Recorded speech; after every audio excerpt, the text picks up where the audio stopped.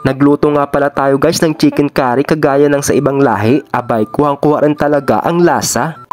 Dahil natikman nga pala natin yung chicken curry luto ng ibang lahi. At syempre hindi pwede puro tikim lang, kaya susubukan rin natin magluto ng chicken curry. Ang alam ko nga kapag nagluluto sila ng chicken curry ay marami silang maglagay ng mantika. Pero syempre Pinoy version ang way na gagawin natin dito sa pagluto. Bali maghahanda nga lang pala tayo dito ng 2 pirasong sibuyas at syempre bawang, luya at siling labuyo. At eto naman yung gagamitin natin curry powder para sa chicken curry. Dahil kumpleto na nga pala lahat yan at nakamix na. Kaya naman ngayon maghihiwa na lang tayo ng sibuyas para sa panggisa mamaya. Bali 2 pirasong sibuyas nga pala yung gagayatin natin dito dahil kailangan natin ng marami. At syempre magpipit-pit din tayo dito ng bawang.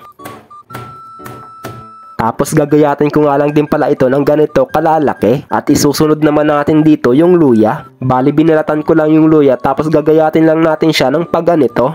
Ayan yung ganyan ay all goods na, kaya iset aside muna natin ito. Tapos gagamit rin tayo dito ng 2 pirasong kamatis. Bali tinanggalan ko nga lang din pala ito ng buto para hindi masyadong matubig. At sa paghihiwa naman nakadepende pa rin sa inyo yan kung anong gusto nyong gayet dyan. Basta sa akin yung ganyan ay all goods na. Tapos itatabi muna natin ito. Meron nga pala tayo ditong manok na mixed part. Bago ko nga pala ito tatadtarin ay huhugasan ko muna hanggang sa mawala yung dulas-dulas niya at yung mga buhok-buhok. Para nga maging kagaya talaga ng luto ng mga ibang lahi, tatanggalan nga pala natin ito ng mga balat. Ganyan kasi sila kapag nagluluto, tinatanggal nila yung mga balat. Ewan ko nga kung bakit nila inaalis at hindi nila sinasama sa pagluto. Siguro nga para sa kanila ay hindi healthy kasi mamantika. Pero marami din sila maglagay ng mantika kapag nagigisa. Pero dahil version ko nga ito, kaya ako ang masusunod. Dahil medyo malaki pa ang pagkahiwa, kaya hiwain ko ito sa nais kong gustong laki. Hinugasan ko nga rin pala ulit yung manok para matanggal talaga yung dugo-dugo niya. At etong dahon nga pala na gagamitin natin, ang tawag dito ay coriander. Ito yung magpapasarap at magpapabango sa chicken curry natin. At syempre bago tayo magluto at magsalang, ay muna tayo. Isinaksak ko na nga rin pala sa saksakan itong automatic nating lutuan. Nagsalang na tayo dito ng kiwele,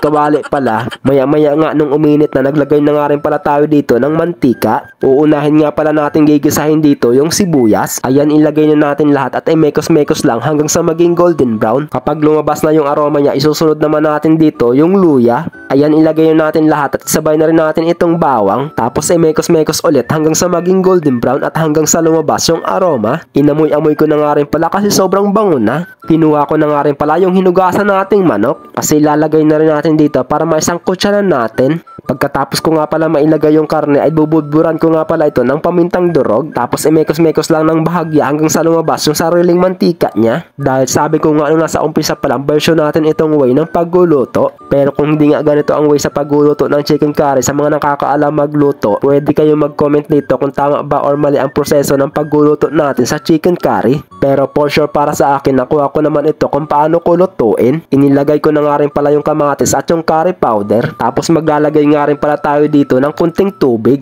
Pagkalipas nga ng mga ilang minuto sa pagpapakulo, pwede na rin natin ilagay dito yung dahon ng coriander. Mekos-mekos at papakuloan natin ulit hanggang sa kumunti at lumapot na yung sarsa niya. Pagkalipas ng mga ilang minuto, luto na nga rin pala itong chicken curry natin. Grabe, nangingibabaw talaga yung amoy ng dahon ng coriander. O siya, dahil nagutom na ako sa amoy, nagsandok na nga rin pala ako dito ng kanin. Ngayong araw magmukhang ibang lahi muna tayo. Pero bago tayo kumain, mag-pray muna tayo. Thank you Lord sa blessings. Ayan, sa mga hindi pa kumakain, tara sabayan nyo ako dito. First bite, unang subo.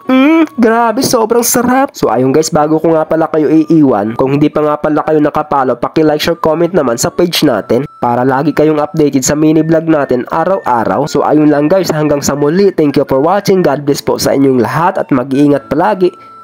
Bye-bye!